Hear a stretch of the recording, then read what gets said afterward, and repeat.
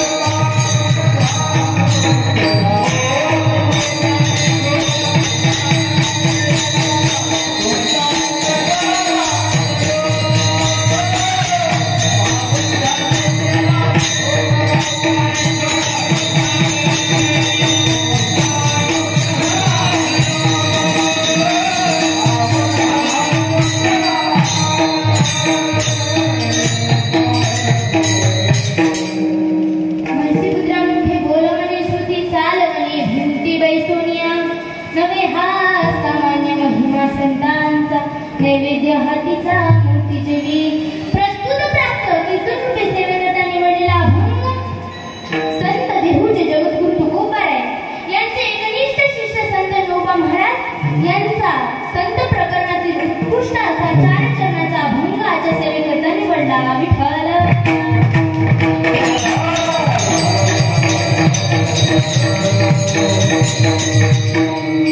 आजची ही सेवा माझ्याकडे काय कारणाने आली आहे आणि काय निमित्ताने आलेली आहे तुम्हाला सगळ्यांना ज्ञात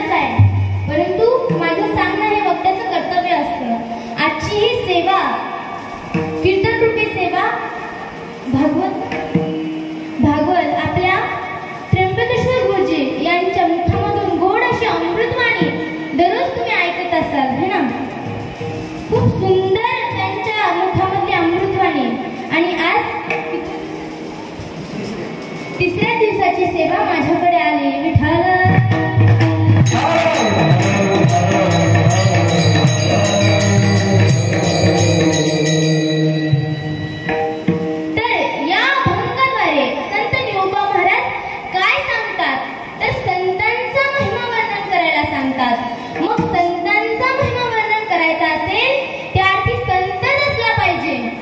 संतांचा महिमा जर वर्णन करायचा असेल आणि आपण विचार करावा आपण संत आहोत का, ज्या ज्या अर्थी संतांचा महिमा वर्णन करायचा आहे त्या त्या अर्थी संतच असला पाहिजे. भक्ताचा महिमा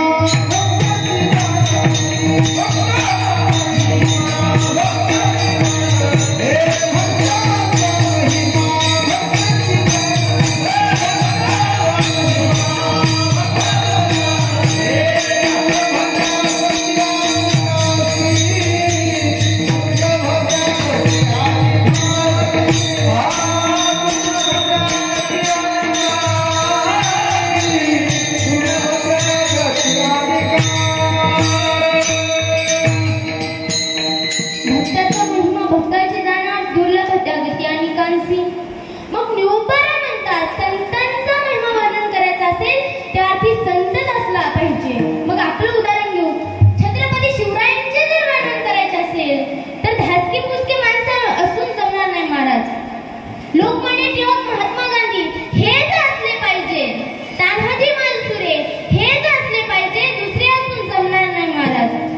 मग एखाद्या पखवाज वादकाचे जर वर्णन करायचे असेल तर थाप न टाकणाऱ्या मुलांनी करून जमणार नाही का, तर त्यांनी त्याचंच वर्णन करावं. मग संत ज्ञानोबा महाराज काय सांगतात, संतांचा महिमा वर्णन करायचा असेल तर संतच असला पाहिजे. आपण थोडं ज्ञानोबारायांचं चरित्र पाहू. हे बघा, तुकोबारायांनी सांगितलं होतं ज्ञानोबारायांना, ज्ञानोबा तुला अनुग्रह दिल्याशिवाय मी वैकुंठाला जाणार नाही. ज्ञानोबा तुला अनुग्रह दिल्याशिवाय मी वैकुंठाला जाणार नाही. महाराज तुकोबाराय वैकुंठाला निघून गेले ही वार्ता आपल्या ज्ञानोबारायांना कळाली. कळत कानावर पडली आणि कानावर पडल्याच्या नंतर आनंद अश्रू वाहू लागल्या, रडू लागले. नामस्मरण करत होते ज्ञानोबाराय. नामस्मरणाचे डोळे मिटलेले होते. आनंद अश्रू असे दुःखाचे अश्रू त्यांच्या डोळ्यातून वाहत होते. आणि मग एक दिवस ज्ञानोबारायांनी उपोषण धरलं. असं उपोषण धरलं, आपल्या माणसाला उपोषण धरतात ना महाराज. कसं, पहिला व्यक्ती उपोषणाला बसतो तर दुसरा व्यक्ती माळकरी खाऊन येतो, आणि दुसरा व्यक्ती उपोषणाला बसतो तर पहिला व्यक्ती वडापाव खाऊन येतो. आपल्या माणसाचं असं उपोषण महाराज. परंतु माझ्या ज्ञानोबारायांचं तसं उपोषण नव्हतं महाराज. सलग 42 ते 43 दिवस उपोषण होतं.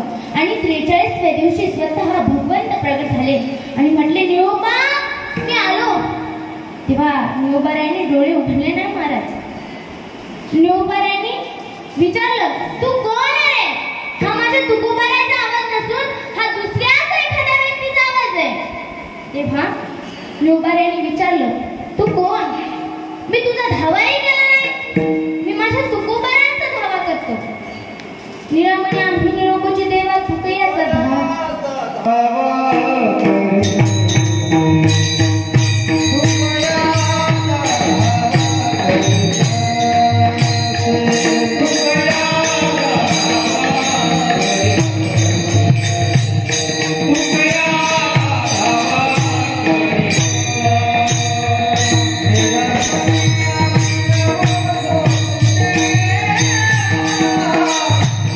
Yeah.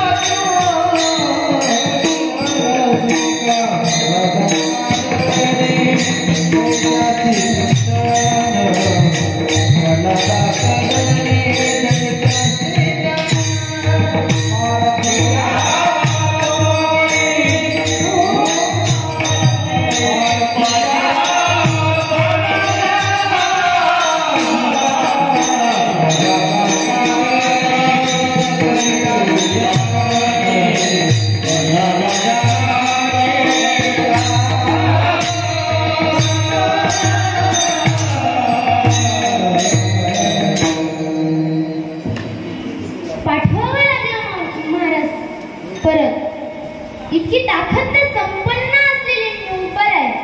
भगवंताला परत वैकुंठाला पाठवावं लागलं आणि वैकुंठातून तुकोबाराने मृत्यूलोकात धाडण्याची अशी परवानगी दिली निरुबाराने. निरुबाराने सांगितलं, जा माझ्या तुकोबारांना धाडा. तेव्हा काही कारण असतं महाराज, काही कारण असतं. तिथे जर आपल्याला बोलाविलं, निमंत्रण असलं, पत्रिका असली तर तिथे आपण जावं. उदाहरणार्थ लग्न समारंभ, वास्तुशांती, तेरसं, बारसं, पंगत इथे जर आपल्याला बोलाविलं ना महाराज तर जावं. नाही बोलाविलं तर आपला तिथे अपमान होऊ शकतो. उदाहरणार्थ आपल्या हिंगोली जिल्ह्यामध्ये 2 व्यक्ती राहण्याकरता आले आणि त्यांच्याकडे फक्त 10,000 रुपये होते. मग 10,000 मध्ये काय खावं, काय प्यावं, काय ल्यावं? एकाने डोकं चालवलं महाराज, डोकं. अरे मी आपण असं करू ना, 2 ड्रेस घेऊ आणि जिथे आपल्याला जेवायला असलं तिथे आपण जाऊ. निमंत्रण असो की नसो तिथे आपण जाऊ म्हणे. मग महाराज त्या दोघांनी मोदी कोण घेतले, मस्त टकाटक लगेल आणि पुढे गेले, मंगल कार्यामध्ये जेवण्याकरिता गेले. त्या मंगल कार्यामध्ये पहिलं लग्न होतं महाराज, पहिलं लग्न. आणि पहिल्या लग्नामध्ये नवरीच्या बापाने विचारलं, तुम्ही कोण रे, घरचे कोण? तेव्हा यांनी सांगितलं, आम्ही नवरदेवाच्या इकडचे. आणि नवरदेवाच्या इकडल्याने विचारलं की हे म्हणायचे आम्ही नवरीच्या इकडचे. मग महाराज खाल्लं की निघलं. नवरदेव करण्यात आला नाही, त्या नवरदेव नवरींना आशीर्वाद सुद्धा दिला नाही, तसेच निघून गेले. अक्षिता टाकले नाही त्याच्या अंगावर, तसेच निघून गेले महाराज. पहिला दिवस उलटला. परत दुसऱ्या दिवशी त्याच मंगल कार्यामध्ये दुसरं लग्न होतं महाराज, दुसरं लग्न. आणि परत गेले तिथे. तिथे नवरदेवाच्या बापाने विचारलं, तुम्ही कोण रे, घरचे कोण? तेव्हा यांनी सांगितलं, आम्ही नवरीच्या इकडचे. आणि नवरीच्या इकडच्याने विचारलं की हे म्हणायचे आम्ही नवरदेवाच्या इकडचे. बघा महाराज, परत यांनी जेवले की तसेच निघले. आणि तिसऱ्या दिवशी त्याच मंगल कार्यामध्ये त्या मंगल कार्यावाल्याच्या बापाचं 1300 होतं महाराज, 1300. आणि एवढा मोठा स्वतःचा मंगल कार्य आपल्या बापाचं 1300 रस्त्यावर ठेवावं चांगलं नाही, म्हणून ते मंगल कार्यामध्ये ठेवण्यात आलं. आणि तो मालक इतका चिमूट होता महाराज, इतका चिमूट. जास्ती वाढायला ना, कळत नाही का, जरा कमी वाढ ना, असं म्हणायचा महाराज. पंक्ती जरा बसले होते, हे जरा लेटच झाले होते. आणि हे 2 गिरायक तिथे जाऊन बसले. त्या मालकाचं त्या गिरायकाकडे लक्ष गेलं, त्या 2 गिरायकाकडे. आणि त्या मालकाने विचारलं, तुम्ही कोण रे, घरचे कोण? तेव्हा यांनी सांगितलं, आम्ही नवरीच्या इकडचे. परत त्या मालकाने दुसरा प्रश्न केला, सांगा तुम्ही कोण रे, घरचे कोण? भुचकाळे ना महाराज. ते म्हणे आम्ही नवरदेवाच्या इकडचे. ते म्हणते, नाही नाही नाही नाही, मी नवरीच्या इकडचं. म्हणते, मी नाही नाही नाही, मी नवरदेवाच्या इकडचं. असे भुचकाळे ना महाराज. कि मग असे भुचकाळे त्या मालकाने 2 मुचकाळे दिल्या. काय म्हणे, काय लावले नवरी नवरदेव? माझ्या बापाचं 1300 आहे म्हणे, तुम्ही इथे नवरी नवरदेव करता? म्हणून सांगते महाराज, जर निमंत्रण असलं तर जावं, निमंत्रण नसलं ना तिथे आपला अपमान होऊ शकतो. दुसरं उदाहरण असं आहे की तिथे बोलाविला तरीही जाऊ नये आणि बोलाविला नाही तरीही जाऊ नये. फुटका खायला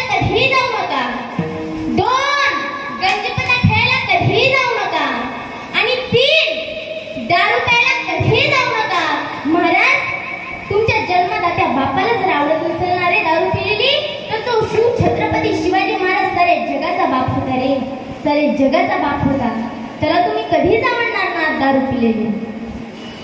आणि तिसरं उदाहरण असं आहे, तिथं बोलाविलं तर हे जावं आणि बोलाविलं नाही तर हे जावं अशा ठिकाणी. उदाहरणार्थ सप्ताह, कीर्तन, प्रवचन, भागवत, रामायण, भरुडाचा कार्यक्रम.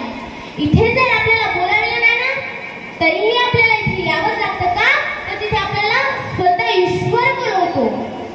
मग तेव्हा निरोपाने म्हणतात तुला इथे बोलाविलं सुद्धा नाही. मग महाराज 4-5 वर्षाच्या अंतरावर हे संतांचं महिमा वर्णन पाहून निरोपाराय अभंगाच्या प्रथम चरणामध्ये सांगतात.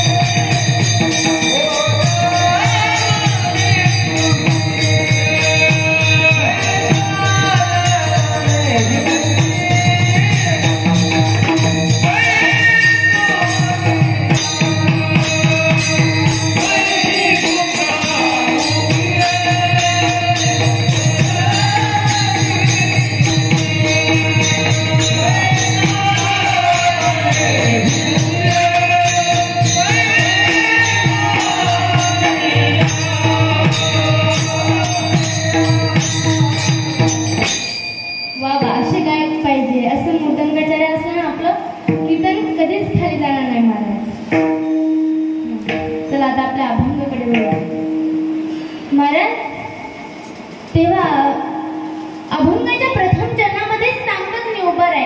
म्हैसीपुत्रामुखे बोलवणे श्रुती चालवणे भिंती बैसोनिया. म्हशीच्या मुलाला आपल्या काही ठिकाणी टोनक म्हणतात, काही ठिकाणी रेडा, काही ठिकाणी हल्या सुद्धा म्हणतात महाराज, वघारू म्हणतात ना. अनेक ठिकाणी अशी नावे दिले जातात. आणि तो रेडा इतका निर्बुद्ध आहे की माऊली स्वामींनी त्याच्या मुखातून सुद्धा वेद बोलविला होता. गाढवाला सुद्धा वश केलं जातं, परंतु त्या रेड्याला वश केलं जात नाही. हंस, पशु यांना सुद्धा वश केलं जातं. वाघासारखे असतील, सिंहासारखे असतील यांना सुद्धा वश केले जातात. गाढवाला सुद्धा वश केलं जातं, परंतु या इतक्या निर्बुद्ध रेड्याला वश केलं जात नाही महाराज. इतक्या निर्बुद्ध रेड्याच्या सुद्धा मुखातून माऊलीने वेद बोलविला.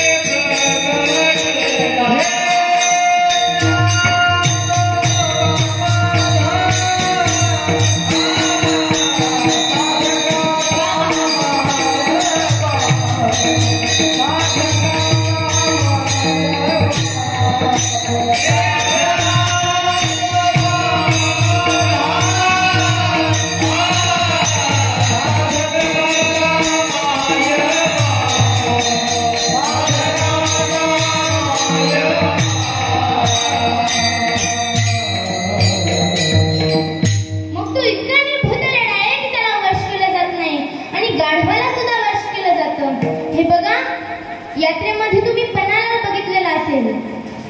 पन्हाळा म्हणजे गाढवाला दुसरं नाव पन्हाळा आहे. यात्रेमध्ये तुम्ही पन्हाळा बघितलेला असेल.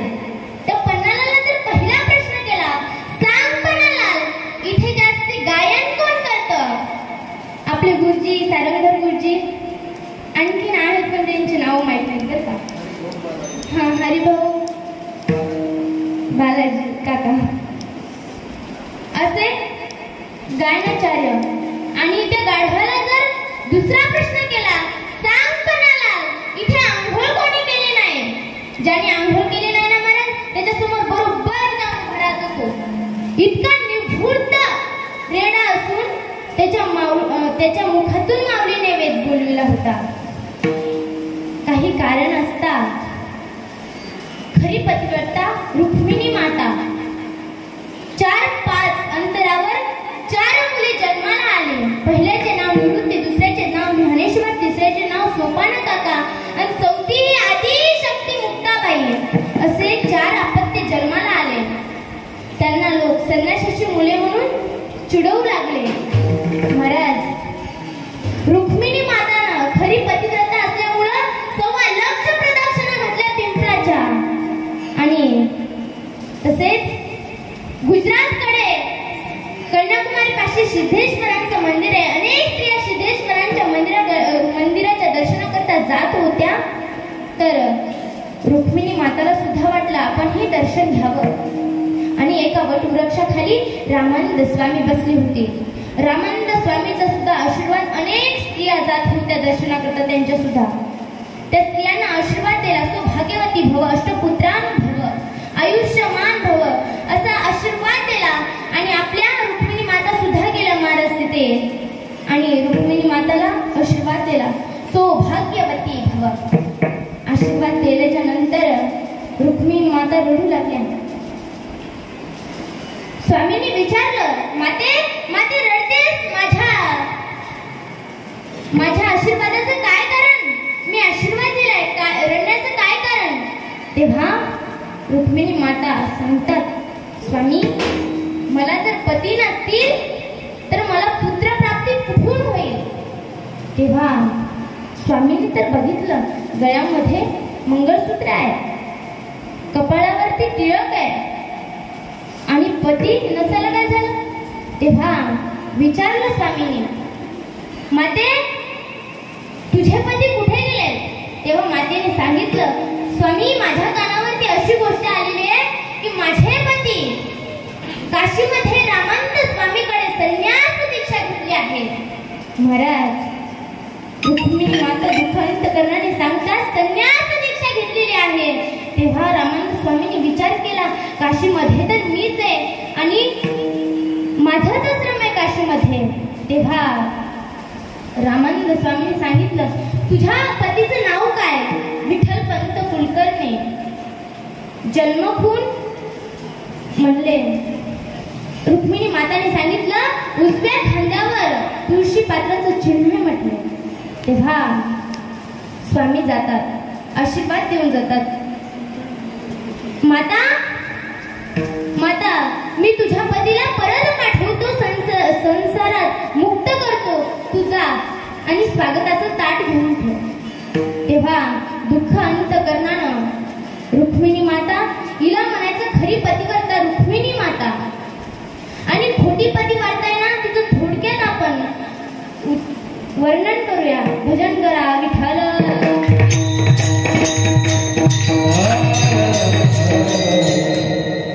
खोटी पतिव्रता, एका मनुष्याचं नवीनच लग्न झालं होतं. त्याची बायको रोज म्हणायची, अहो तुम्ही आल्याशिवाय मला जेवणच जात नाही, तुम्ही लवकर येत जा ना, फार फार उशीर करता, लवकर येत जा जरा, मला जेवणच जात नाही. महाराज त्याने सांगितलं हो लवकर येतो. आणि असंच कौतुक मित्रांना सांगत गेला हा. आणि सांगत असताना एक वाटेमध्ये साधू भेटला. साधू, त्या साधूने विचारलं, हो रे तुझी पत्नी खरंच तुझ्यावर इतकं प्रेम करते? हो ना, खरंच करते. बघ मी सांगतो तसं करशील? महाराज आज्ञा द्या, जे म्हणसाल ते करेल. महाराजांनी सांगितलं, हो रे तुझी पत्नी तुझ्यावर खरंच प्रेम करते का?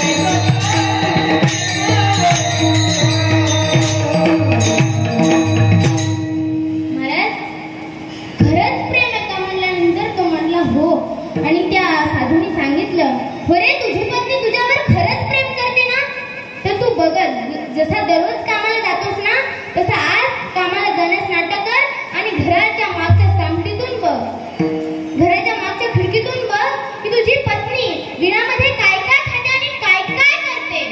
महाराज आता हा जसा दररोज कामाला जातो ना, तसा आजही कामाला जाण्यास नाटक करतो. महाराज 9चा वेळ असतो, डबा आपला टिफिन बांधतो मस्त आणि दररोजच्या टायमाला निघत असतो. अहो फार उशीर करता हो, तुम्ही लवकर येत जा ना, हो मला फार भूक लागते, तुम्ही लवकर येत जा. तेव्हा त्यांनी सांगितलं हो येतो लवकर. तेव्हा हा नाटक करत असताना तो निघून गेला आणि घराच्या मागच्या सामटीतून, घराच्या मागच्या खिडकीतून बघतो की आपली बायको विणामध्ये काय काय करते आणि काय काय खाते. मग तेवढ्यात आता हिला वाटलं आता गेला हा दररोजच्या सारखा कामाला. मग हिनं काय केलं, एक ऊसवाला आला, ऊस घ्या ऊस, रुपयाचे 4 ऊस. महाराज तिनं रुपयाचे 4 ऊस घेतले आणि घरात जाऊन खाऊन टाकले. ते चिट्टा काहीतरी म्हणतात ना, ते भरलं नोकरी ड्रायव्हरने येऊन टाकलं, का तर आपल्या पतीला कळून आणलं. आणि परत भांडे तसेच धुणं तसं सगळं जाग्यावर. 1 तास झोप घेतली, 1 तास टीव्ही बघितली. परत एक आला पेढेवाला, पेढे घ्या पेढे, 50 रुपयाचे पाव किलो पेढे. महाराज तिनं 50 रुपयाचे पाव किलो पेढे घेतले आणि घरात जाऊन खाऊन टाकले. आता पती तर धासपूस करत येत असतो. महाराज त्याला वाटतं मारावं की काय. त्या साधूंनी सांगितलं ते बरोबरच झालं गड्या. परत महाराज ही उंबरवट्यावर येऊन बसते 1 तास आणि तेवढ्यात येतो एक संत्रीवाला.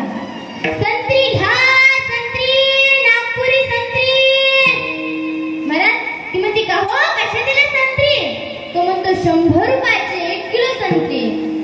महाराज ही 100 रुपयाचे 1 किलो संत्री घेते आणि घरात जाऊन खाऊन टाकते. टपरा बिया जे असतात ना, ते दोरे सुद्धा भरून उकरड्यावर नेऊन टाकते, का तर आपल्या पतीला कळू नये म्हणून. मग महाराज तो येतो ना धासपूस करत, मारावं की काय. मग महाराज ते परत बाळाला लाजत नसतात महाराज. परत ती म्हणते, हो तुम्ही लवकरच जा ना, हो फार भूक लागते, हो लवकरच जा ना, मला फार फार भूक लागते. सरक म्हटलं बाजूला, फार भूक लागते आणि फार हे होत आहे ना, सरक बाजूला. म्हणते, हो असे धासपूस धासपूस काय करता हो तुम्ही? तो म्हणतो, तू खाय ना, रुपयाची 4 ऊस. परत महाराज ती म्हणते, हो तुम्ही असे माझ्यावर आडवडे का घेता? तो म्हणतो, तू खाय ना, 50 रुपयाचे 1 किलो पेढे, 50 रुपयाचे पावशेर पेढे खा म्हणतो. आणि परत ती म्हणते, हो तुमचं बिघडलेले दिसते जरा तंत्र. तो म्हणतो, तू खाय ना, 100 रुपयाचे 1 किलो संत्र. म्हणते, बाबा आता असं कळलं तर कळू द्या. परंतु म्हणते, अहो तुम्हाला कसं कळलं? तो म्हणतो, आहे ह्या वाचून तुला कसं कळलं?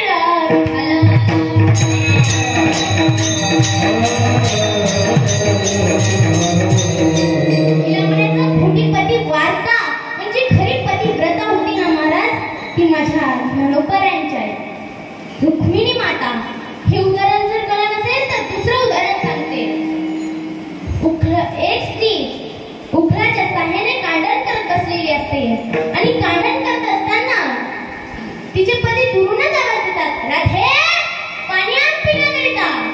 महाराज ही पिणं पाणी देणं आणि तिकडं मुसळधारांना संगत झालं ना महाराज. ते पाहिलं शेजारच्या गंगूबाईनं. तुम्ही नाही बरं का, तुम्ही म्हणता, तुम्ही नाही, दुसरी त्या पतिव्रता मधली गंगूबाईनं पाहिलं. आणि पाहिल्याच्या नंतर ती म्हणे, मीही असंच मुसळ हवेत रंगवणार. महाराज गेली ना घराकडे. बिचारीचा पती नेमकाच कामावून दमलेला असतो, थकलेला असतो. आणि ती म्हणते, मीही 4 वाजता उठणार आणि तुम्हीही 4 वाजता उठायचं, मला मुसळात हवेत रंगवायचंय. मग महाराज, अगं गंगे जरा थांब, मला पाणी दे आणि जरा आराम करू दे. नाही नाही, मला मुसळात हवेत रंगवायचंय. मग महाराज तीही 4 वाजता उठते आणि त्यालाही 4 वाजता उठवते. आणि उठल्याच्या नंतर आपण चहा कपामध्ये पितो ना, तिनं कळशीत मांडले महाराज समोर, तिलाच पाहिजे म्हणे एवढा चहा, मला मुसळात हवेत रंगवायचंय. मग महाराज, अगं गंगे मला जात नाही ग. नाही नाही, पिवाच लागेल तुम्हाला, मला मुसळात हवेत रंगवायचंय. त्या बिचाऱ्यानं कसा बसा चहा घेतला. आणि परत आपण पोहे कशामध्ये खातो? बोला महिला मंडळ, बोला ना, कशामध्ये खातो? प्लेट मध्ये खातो. बोलत जा जरा, मी तुमची लेट आहे. आपण पोहे कशामध्ये खातो? प्लेट मध्ये खातो. तर तिनं महाराज कढईच मांडले ना समोर, खावंच लागेल म्हणे, मला मुसळात हवेत रंगवायचंय. मग महाराज त्या बिचाऱ्यानं, अगं गंगे मला जात नाहीये ग, मी थकलोय आणि तू मला पोहे इतके मोठे देतेस. नाही नाही, खावेच लागते, मला मुसळ हवेत रंगवायचंय. मग महाराज त्या बिचाऱ्याला झोप येत असते तेवढं खाऊन पिऊन. आणि तो कसा बसा असा ढुकल्यात येत असतो. झोपायला नाही दिला म्हणजे तुम्हाला हे सगळं. जा शिताकडे आणि दुरूनच आवाज द्या, गंगे पाणी आण पिण्याकरिता. मग महाराज तो कसा बसा ढुलत ढुलत जातो आणि दुरूनच आवाज देतो, गंगे पाणी आण पिण्याकरिता.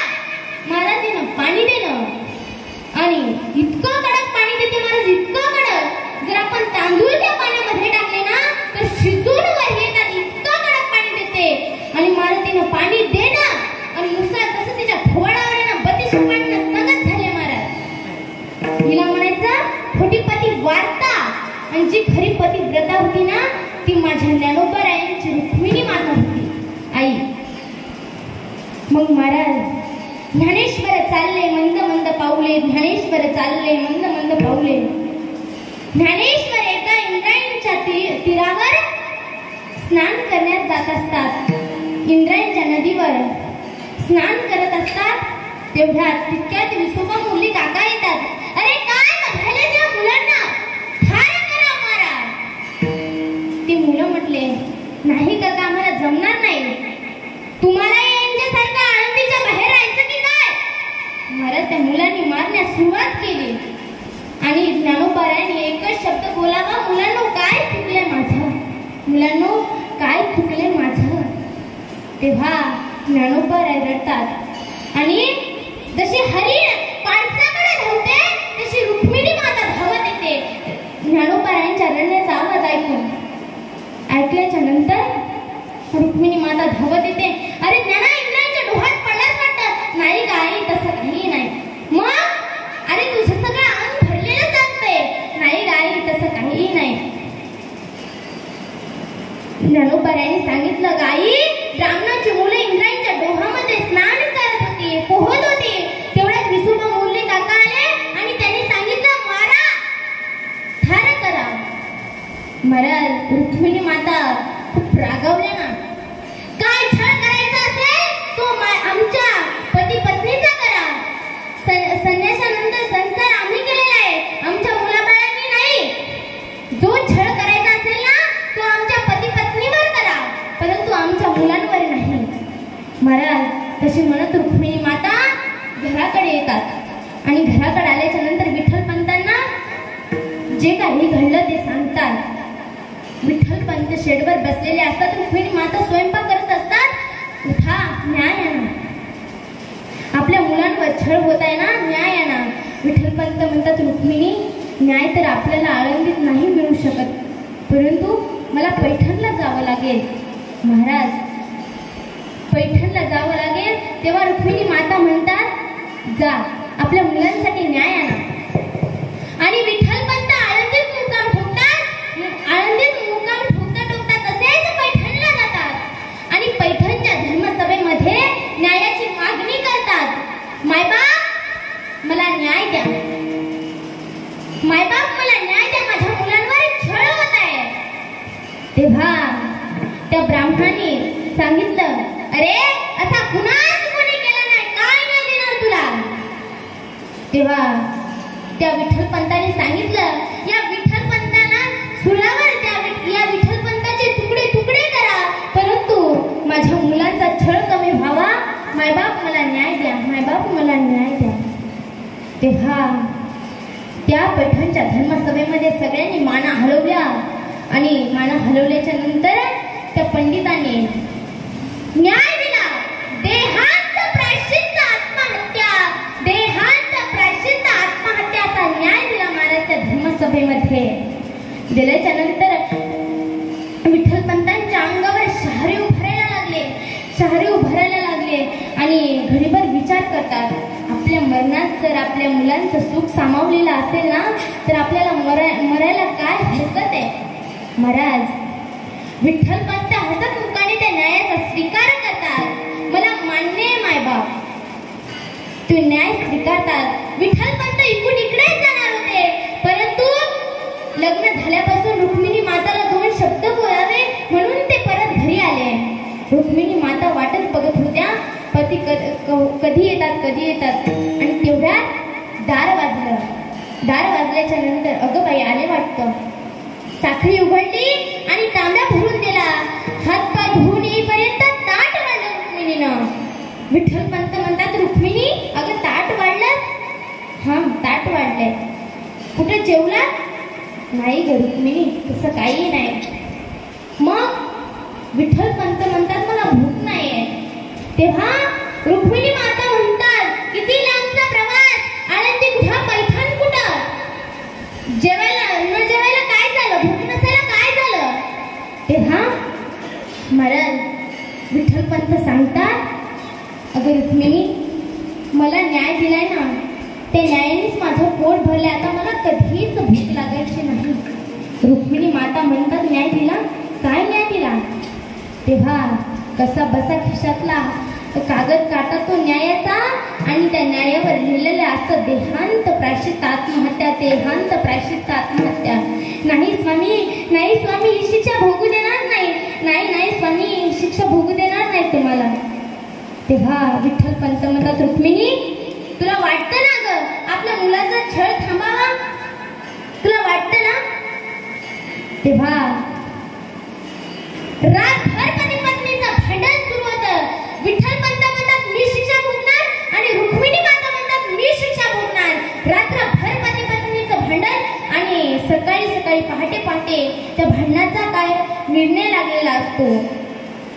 तेव्हा विठ्ठलपंत म्हणतात, अगं रुक्मिणी, बाप नसला तरीही चालतो, पण मायेचा हात पाठवून फिरवायला लागतो ग रुक्मिणी, मायेचा हात पाठवून फिरवायला लागतो.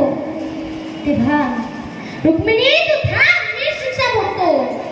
महाराज तेव्हा रुक्मिणी थांबायला तयार नसते, कारण रुक्मिणीच्या मनामध्ये दोन प्रश्न असे भयानक उभरतात. एक प्रश्न असा असतो की रुक्मिणी तू तुझ्याच पतीबरोबर आत्मा देहांत प्रायश्चित्त घेण्याकरता गेली पाहिजे, आणि दुसरा प्रश्न असा असतो की रुक्मिणी अगं अशी कुठे आई असते का? बाळांना तू सोडून जात आहे, सोन्यासारखी बाळे झोपे टाकून निघून जात आहे. महाराज विठ्ठलपंत म्हणतात, रुक्मिणी तुला यायचंयच ना तर पुरणपोळ्यांचा स्वयंपाक कर. महाराज विठ्ठलपंत म्हणतात, मुलांनो आज कुठेही जायचं नाही, आज आईला मदत करू लागायची, आज आपल्याला पुरणपोळ्यांचा स्वयंपाक करायचा आहे. महाराज लहान मुलांना पुरणपोळ्या म्हणलं की खूप आनंदाच्या असतात. आज आई पुरणपोळ्या करणार, आज आई पुरणपोळ्या करणार, खूप आवडत्या असतात महाराज पुरणपोळ्या लहान मुलांच्या. आणि ती चारही भावंड छोटे जे सांगल आई ते काम ऐकत असते आणि ऐकत असतात ती चारही भावंड. आणि दुपारी ते सगळं स्वयंपाक झालेला असतो. जशी पंगत बसते ना तशी ती चारही मुले बसवते. ती रुक्मिणी माता जन्म देणारी असते. हमसून धुमसून रडत असते मंडळी, हमसून धुमसून रडत असते. पदराचा बोळा तोंडात घालून हमसून धुमसून रडत असते. का तर ती जन्म देणारी आई असते. आणि वाढायला सुरुवात करते. निवृत्ती जवळ येते. निवृत्ती तू मोठा आहेस बाबा. मोठ्या भावंडांनी लहान्या भावंडांवर प्रेम करायचं असतं, सांभाळायचं असतं त्यांना. महाराज या 4-5 वर्षांच्या लेकरांना काहीच कळत नव्हतं की आज आई असं का सांगते, आज आई असं का सांगते. महाराज परत त्या ज्ञानदेवाचं बळ यावं आणि ज्ञानदेवाच्या मुखापाशी घास यावा, तर ज्ञानोबारायाने तोंड उघडावं आणि आईचा घास घ्यावा. ज्ञाना, अरे ज्ञाना, आमच्या अशा फटक्या माणसाच्या तुटक्या नशिबाच्या पोटी कसा जन्माला आलास रे ज्ञाना, कसा जन्माला आलास. खूप रडायची महाराज त्याच्याजवळ सुद्धा. हमसून धुमसून रडायची. ती जन्म देणारी माता होती महाराज. परत सोपान देवाजवळ जायची, त्याला 2 घास भिडवायची. परत मुक्ताजवळ जायची, तिला 2-3 घास भिडवायची. मुक्ते तू खूप हट्टी आहेस बरं का, खूप हट्टी आहेस. तू जर लढली ना, दादाने जर रागावलं तर तू जर रडली तर कोण तुला हे करणार. तू खूप हट्टी आहेस. या 4-5 वर्षाच्या लेकरांना काहीही कळत नव्हतं की आज आई असं का सांगते, आज आई असं का सांगते. मग महाराज तेव्हा सगळं जेवण उरकून झालेलं असतं आणि संध्याकाळ होते. त्या मुलांना लवकरच झोपा लागतात, परंतु ही जन्म देणारी माता असते म्हणून हमसून धुमसून रडत असते. आणि झोपल्याच्या नंतर पहिले निवृत्तीच्या तोंडावरचं पांघरुण काढते आणि त्याच्या चेहऱ्याकडे बघते.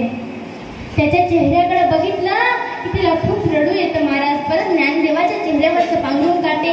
अरे ज्ञाना, तू आमच्या फटक्या नशिबाच्या तुटक्या घरामध्ये कसा जन्माला आलास रे ज्ञाना, कसा जन्माला आलास. महाविष्णूचा अवतार सखा माझा ज्ञानेश्वर, अरे कसा जन्माला आलास. तेव्हा परत सोपानाच्या हळूच त्याला चाहूल सुद्धा लागून अशा क्षणात त्याच्या सुद्धा तोंडावरचं पांघरुण काढते आणि त्याच्याकडे बघते आणि तिथेही रडते. परत तसंच मुक्ताच्या तोंडावरचं पांघरुण काढावं आणि तिच्या पाशी सुद्धा रडावं. तेव्हा विठ्ठलपंत कुलकर्णी देव्हाऱ्याजवळ जातात आणि देव्हाऱ्याजवळच्या समयीच्या प्रकाशामध्ये त्या पत्रावर लिहितात, आळंदीकरांना साष्टांग दंडवत, देहांत प्रायश्चित्त आत्महत्या, देहांत प्रायश्चित्त आत्महत्या असं लिहितात. आणि आपल्या घरात मोठं कोण आहे, निवृत्ती. मग त्याच्या उशाला तो न्यायाचा कागद ठेवतात. तेव्हा परत महाराज रुक्मिणी माता खूप रडत असतात, खूप रडत असतात की त्यांना वाटतं इथेच रक्ताचा सडा टाकावा की काय आणि इथेच प्राण सोडावेत की काय. लेकुराचे हित, लेकुराचे हित, लेकुराचे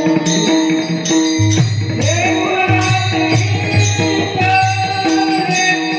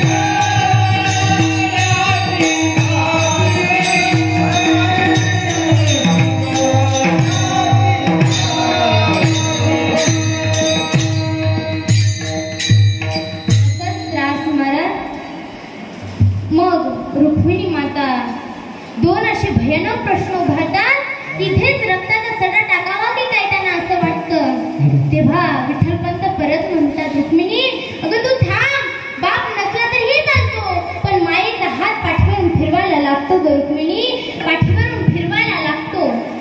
तेव्हा महाराज रुक्मिणी माता ऐकत नसतात, आपल्या पतीच्या बरोबर जातात आत्महत्या देहांत प्राश्चित्य घेण्याकरिता.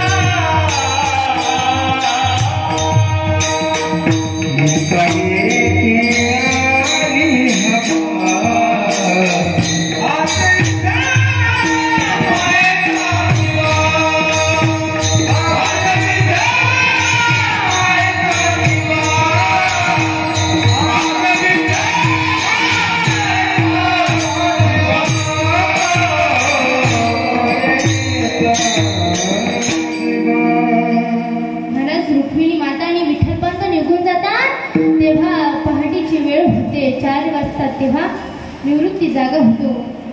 निवृत्तीला जाग आल्याच्या नंतर बाजूला पाहतो, अरे आई नाही, अरे बाबा नाहीत, कुठे गेले असतील? निवृत्तीनाथ बाहेर येऊन पाहतो तरी आई बाबा नाही. परत घरामध्ये येतो तेव्हा उषाला एक चिठ्ठी असते. चिठ्ठी, त्या चिठ्ठीवर लिहिलेलं असतं, आळंदीकरांनो साष्टांग दंडवत, देहांत प्रायश्चित्त आत्महत्या, देहांत प्रायश्चित्त आत्महत्या. महाराज निवृत्तीनाथ रडायला सुरुवात करतात, मोठ्याने हंबरडा फोडतात आणि त्याच्या रडण्याचा आवाज ऐकून जवळचे ज्ञानदेव उठतात आणि दादा दादा तुम्ही रडताय, दादा काय झालं? तेव्हा ज्ञानोबा म्हणतात, काही वाईट स्वप्न पडलं? नाही रे ज्ञाना, तसंही काही नाही. आई वडिलांनी रागवलं? नाही रे ज्ञाना, तसंही काही नाही. मग मला इंद्रायणीच्या नदीवर विसोबा मोरले काकांनी मारलं होतं, तुला कोणी मारलं? नाही रे ज्ञाना, तसंही काही नाही. मग दादा रडायला झालं तरी काय? तेव्हा निवृत्तीनाथ आपल्या हातातला न्यायाचा कागद त्या ज्ञानदेवाजवळ देतात आणि ज्ञानदेवही गळ्यात गळे घालून मिठी मारून रडायला सुरुवात करतात. महाराज त्या दोघांच्या रडण्याचा आवाज ऐकून जवळचा सोपाना काका उठतो आणि विचारतो, अरे दादा, या तिघही भावंडांनी कधीच निवृत्तीनाथ रडताना पाहिले नव्हते, पण आज पहिला दिवस होता की निवृत्ती दादा रडते. सोपान दादाने विचारलं तेव्हा दादा तुम्ही रडताय, झालं तरी काय हो? तेव्हा निवृत्तीनाथाने सांगितलं, सोपाना, आपले आई वडील आता आपल्याला कधीच नेणार नाही, ते आपल्याला सोडून गेलेले आहेत, देहांत प्रायश्चित्त घेतलेलं आहे त्यांनी. हे जर मुक्ताला सांगितलं ना, मुक्ता खूप हट्टी आहे. तिनं जर एकदा रडायला सुरुवात केली की तिचा हट्ट कोण थांबवेल? तिला रडलेलं कोण थांबवेल?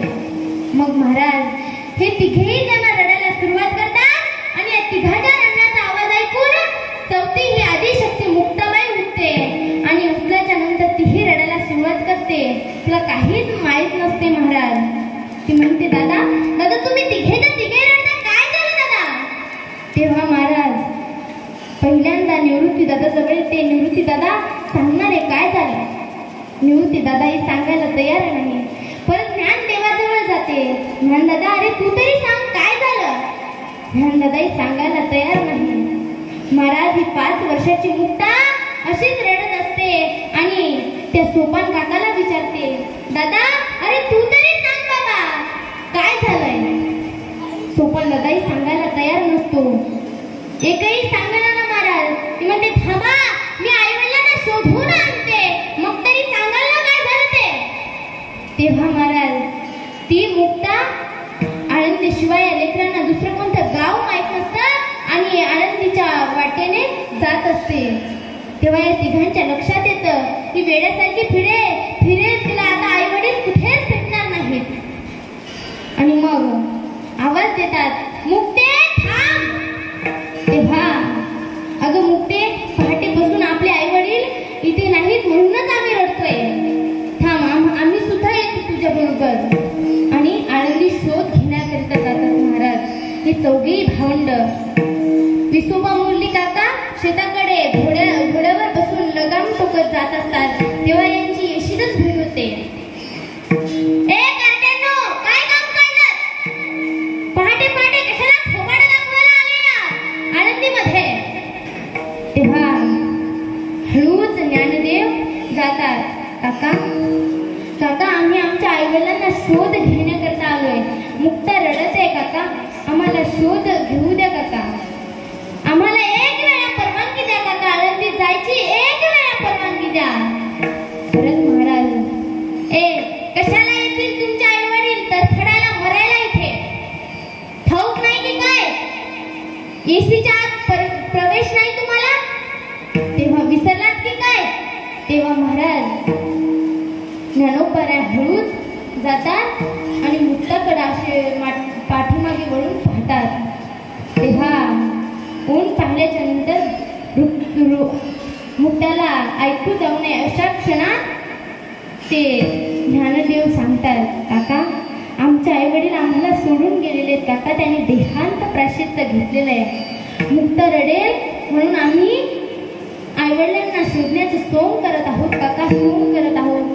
एक वेळा परवानगी द्या आमच्या मुक्तासाठी, एक वेळा परवानगी द्या. त्या घोड्यावरच्या शटमूर्ख कोसळले धरणीवर. कोसळल्याच्या नंतर गडगडाला खरचटला महाराज. कोपऱ्याला खूप लागलं, रक्त रक्त झालं अंगाचं आणि पळत धावतच येते मुक्ता. अरे निवृत्ती दादा, बघ बघ किती ज्ञान दादाला किती लागलं, बघ रक्त आलं ज्ञान दादाला. तेव्हा ही बोबडी शब्द बोलणारी मुक्ता मिठी मारते आणि निवृत्तीच्या तळपायच्या आग मस्तकाला जाते. तेव्हा निवृत्तीनाथ म्हणतात, काका हेच तर थांबण्यासाठी आमचे आई वडील देहांत प्रायश्चित्त घेण्याकरिता गेले आणि तुम्ही पहाड सुद्धा होऊ दिली नाही, लाथा घालायला सुरुवात केली. काका असं करा, तुमच्या हाताने आमच्या चौघाही भावंडांना इंद्रायणीच्या डोहात लुटून द्या काका. महाराज हे ऐकलं मुक्तानं ऐकल्याच्या नंतर ती धावत येते आणि निवृत्तीच्या गळ्याला मिठी मारते. दादा आपले आई वडील मरायला गेले. अरे तुम्ही इतके वेळ का सांगितलं ना की शोधलं नसतं माझ्या आई वडिलांना, आपल्या आई वडिलांना शोधलं नसतं. मी तुमची कुणीच नाही, कारण मी तुमची बहीण नाहीये. का सांगितलं नाही तुम्ही मला? तेव्हा मुक्ता एकटीच बडबड करते महाराज, एकटीच बडबड करते. आई अगं तू याच्यासाठीच पुरणपोळ्यांचा स्वयंपाक केला होतास का आई? हिच्यासाठी तुला जायचं होतं ना, मला का नेलं नाही का आई तू सोबत?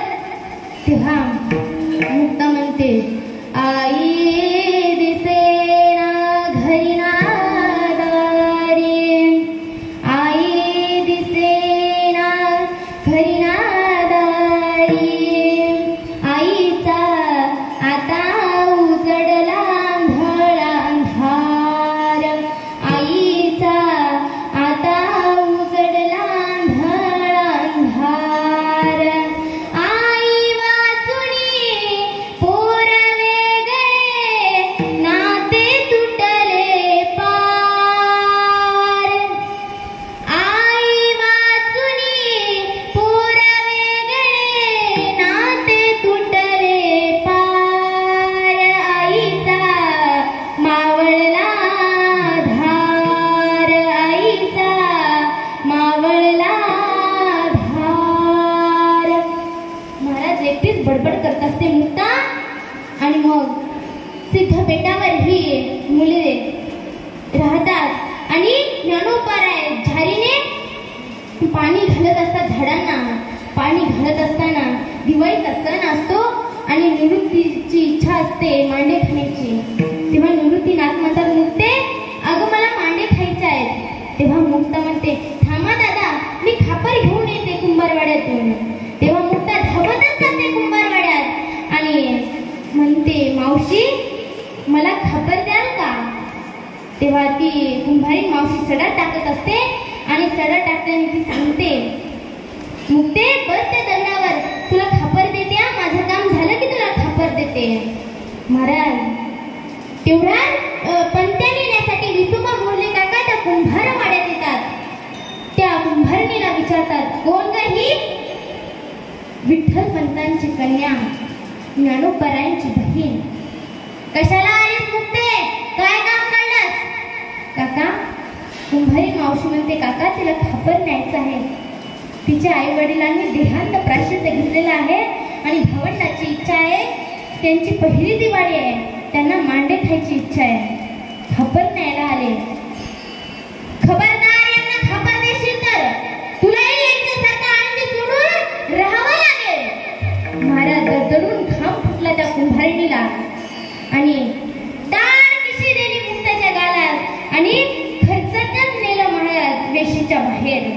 मुक्ता रडत रडत सिद्धपेठावर जाते आणि तोच रडण्याचा आवाज ऐकून ज्ञानोबाराय धावतच येतात. मुक्ते अगं रडतेस, काय झालं? दादा मी खापर आणायला गेले होते. विसोबा काकांनी माझ्या गालात तड कशी दिली आणि म्हणले, तुम्हाला लय खवटतात का मांडे? महाराज तेव्हा मुक्ता म्हणते, दादा राहू दे रे ते मांडे करायचे, नको जाऊ तू. तेव्हा ज्ञानदेव म्हणतात, अगं मुक्ते मला सांगितलं असतं मी तुला आणून दिलं नसतं खापर. हा तुला सांगते, ठाऊक नाही का इंद्रायणीच्या नदीवर तुला कसं मारलं होतं ते, आणि मी तुला सांगू? राहू दे बाबा ते मांडे करायचे. मुक्ते तयारी कर, मी खापर आणून तुला.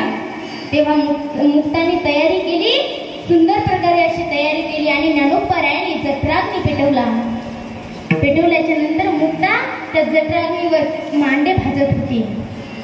आणि तेवढ्यात विसुबा मोठे काका आले आणि खिडकीतून बघू लागले.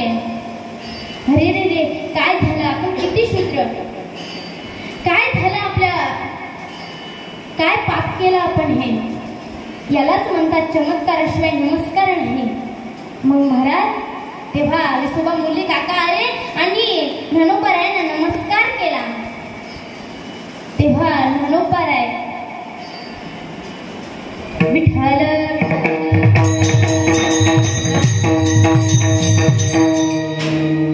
हेच.